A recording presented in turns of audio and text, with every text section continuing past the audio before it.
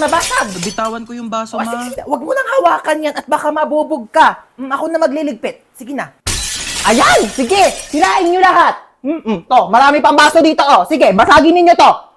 Mga mayayaman kayo. Marami kayong pambili eh. Panay kayo sira ng mga gamit dito. Mama. Ano yun? Ano po, ma? Anong kailangan mo, nak? Mama.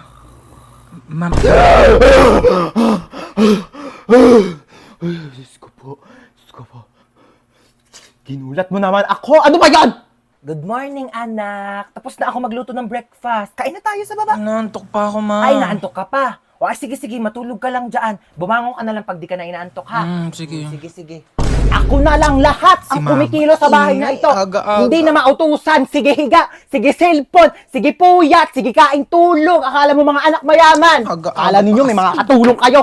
Ano, hindi ka tatayo dyan? Naantok pa ako, Panghali Ma. na. Panghali na.